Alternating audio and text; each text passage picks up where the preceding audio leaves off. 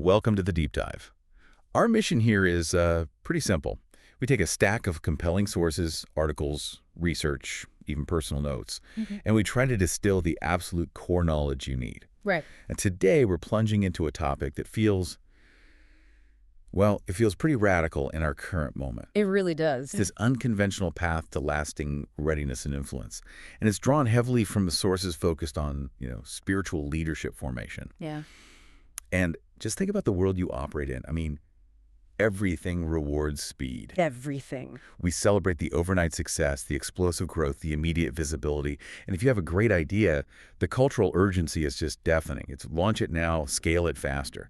But the sources we're looking at today suggest that this demand for haste, it's not just a nuisance. It's arguably the greatest threat to sustainable and integral leadership today. That is such a crucial starting point because the sources, they really challenge this very deep, almost invisible cultural assumption we all carry around. The central problem, they argue, isn't a lack of opportunity or external pressure, which is what we usually think. Right. It's readiness without formation. I mean, the most dangerous leaders, paradoxically, are often the highly gifted, the publicly affirmed, and the prematurely visible. The ones who look the most ready. Exactly. People who have been mobilized and given authority before their inner lives have been truly shaped to withstand that immense spiritual and practical weight of influence. Wow. That completely reframes the entire discussion. Yes. It's not about talent. It's about the soul's endurance. That's it. So our mission for this deep dive is to explore this disruptive conviction, the idea that God, across history, prepares his most effective servants in secret, long before any public authority or platform is ever entrusted. So let's start with, the learner's perspective. Yeah. If I'm just looking at the modern landscape, how is readiness even being judged right now? Yeah. What are the external metrics we're using that are, fundamentally deceiving? We've fundamentally confused capacity with character. I mean, we've just confused ability with actual readiness. Okay. The pervasive modern assumption, it kind of goes like this. If you are able and you're available and you're affirmed by your peers, well, you must be ready. That sounds about right. And the sources detail three core confusions that this creates. The first is that we often mistake opportunity for calling. Okay, hold on. Let's slow down on that one because that is difficult to process in a competitive world. It is. If a brilliant opportunity presents itself, passing it up feels almost, irresponsible, like you're neglecting a gift. What's the danger there in confusing that open door with a deep personal calling? Well, the danger is that opportunity judges external circumstances while calling judges internal preparedness and alignment. Opportunity is everywhere. It's abundant. But true calling, that requires spiritual authorization. And if you accept a massive assignment based only on the opportunity, You're on your own. you're relying on your own resourcefulness to maintain it, and eventually the assignment just outruns the soul. You're, trying to sustain a huge building on a very shallow foundation. I see. The second confusion is mistaking passion for preparation. Enthusiasm is not competence. And the third is reducing anointing or, true authority to just talent plus exposure. We see the great speaking ability, the organizational genius, and we just assume the inner foundation must match that external gift. Yeah, that's a huge assumption. It is. And the contrast, the sources argue, is stark. Readiness in God's economy is determined not by capacity, but by character. Not by opportunity, but by obedience. And not by affirmation, but by alignment. Exactly. God is just less concerned with how quickly you can lead and far more concerned with whether you can remain faithful and whole once that authority is actually given to you. That shift in criteria it's profound. And history, both in the church and just in leadership in general, it shows this really sobering pattern. When external exposure outpaces internal formation, collapse eventually. It always follows. And you mentioned this earlier, it doesn't always look like some headline-grabbing scandal. Right. Can you paint a clearer picture of what that quiet collapse looks like for a leader? Absolutely. The quiet collapse is often more common, and I'd argue more devastating to the long-term work. Okay. It's the leader who is still on the stage, still delivering the sermons, still running the organization, but inside they are just exhausted. They're cynical, emotionally checked out. They're a shell. A total shell. The leader realizes their only fuel source is the applause of the crowd because they never learned to draw life from that secret place.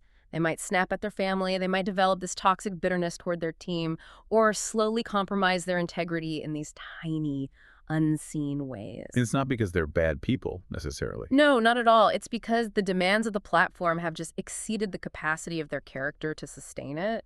Their inner world has simply run dry because it was never allowed that slow, hidden season it needed to take root. I have to admit, that idea that obscurity is a mercy is just completely counterintuitive to every networking, every competitive instinct I have. Of course. It requires this fundamental shift in how I even view my own value, which I guess leads us perfectly to the core conviction. God prepares his servants in secret. Yes.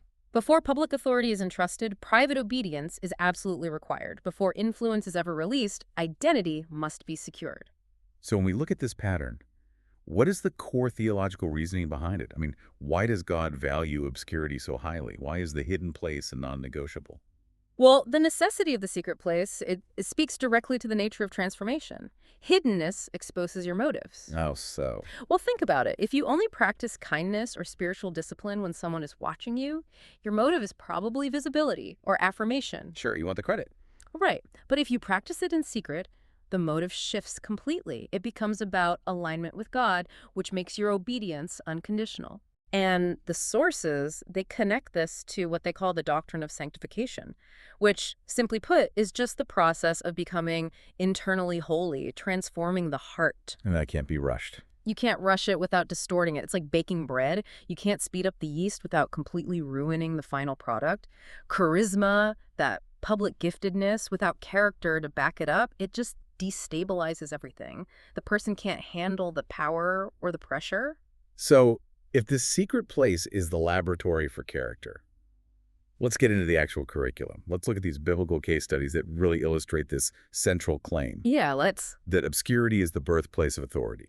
And we have to start with Jesus himself. He provides the most striking counter-narrative to all our modern assumptions about acceleration. Okay. The Son of God, the Messiah, lived nearly 30 years in quiet, ordinary faithfulness. 30 years. 30 years where his main daily task was probably just manual labor. Exactly. He did not bypass submission or work or waiting. Luke's gospel says he was submissive to his earthly parents and grew in wisdom and stature. Right. The Son of God didn't launch a global ministry at age 18 based on his divinity. He honored the slow human process of growth. Which is incredible. And crucially, when he finally did emerge, his authority was rooted in this deep internal alignment. At his baptism, before a single sermon, before a single miracle, the Father declares, "You are my beloved Son."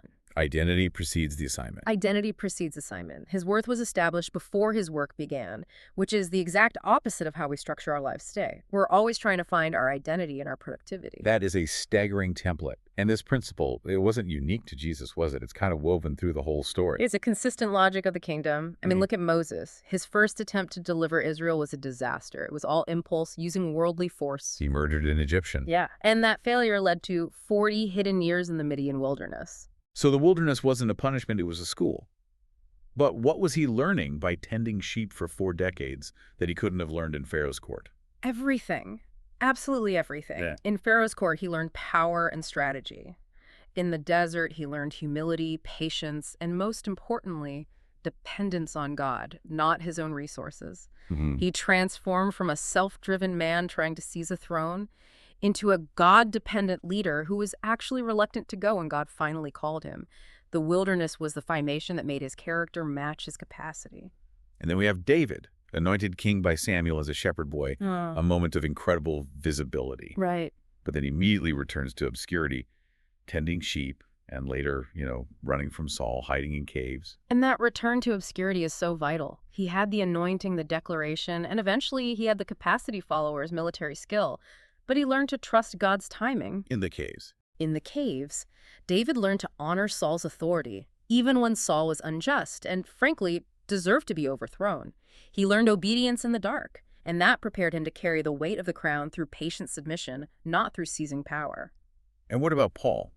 His conversion on the Damascus Road was the ultimate disruptive calling. You'd think he'd immediately step onto the global stage. You would think so. But he didn't. He was stripped of all the credentials he once relied on, his Pharisaic training, his reputation, and he was withdrawn into obscurity. He spent years in Arabia. Hmm. His true apostolic authority, it didn't flow from his impressive resume. It flowed from the revelation he received in silence and the suffering he endured way outside the spotlight. So if you pull all that together, the summary principle is just undeniable. Obscurity is not a delay to be resented or tolerated. It is a sacred place of formation. Yes. It's the classroom where you learn faithfulness without the reward of applause. And if we look closer at what God actually forms in these unseen seasons, we see three essential elements that really guarantee sustainability. Okay. First is a rooted identity. The hidden years secure your identity in God alone. And this prevents you from drawing your sense of worth or security from external applause or successful outcomes. That's powerful because that need for applause is what makes leaders so vulnerable to compromise or burnout. Exactly. The second element is resilient obedience. Hidden faithfulness, it trains the soul to obey God simply because of who he is, even when that obedience yields zero recognition. It's what lets you endure pressure without needing that external reward. Okay, rooted identity, resilient obedience. What's the third? Enduring capacity. And this is the link to practical service. Faithfulness in the small, unseen responsibilities, being faithful in the little things, is the absolute prerequisite for carrying greater weight without losing your soul. The sources point to Luke 16:9.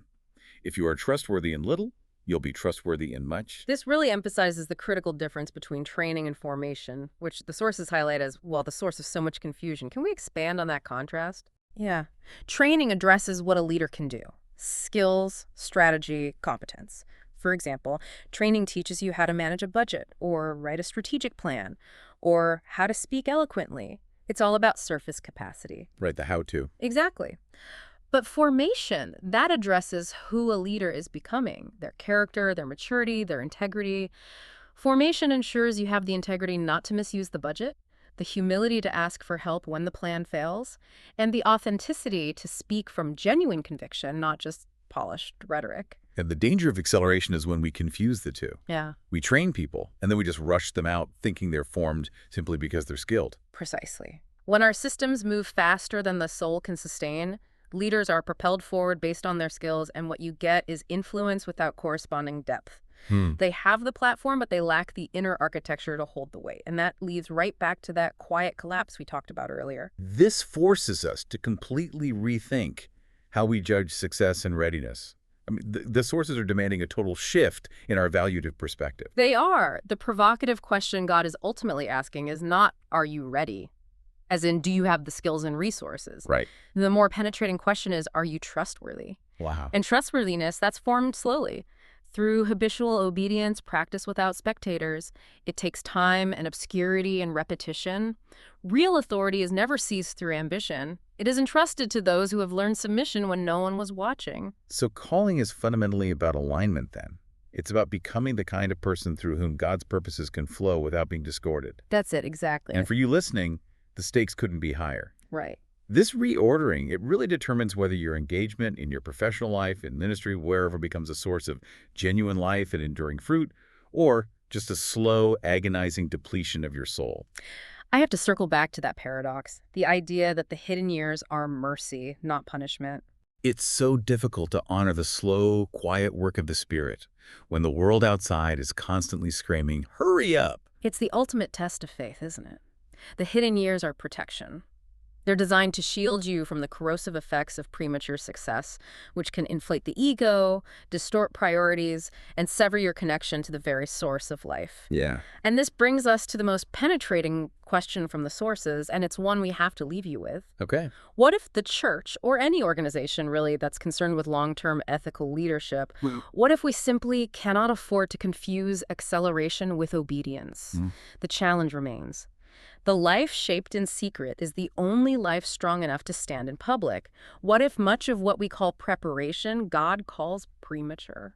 That is a massive challenge to internalize. It calls for a radical kind of patience. I guess the invitation this deep dive offers you is to reflect on this question. Where are you being formed right now when absolutely no one is watching? Thank you for diving deep with us.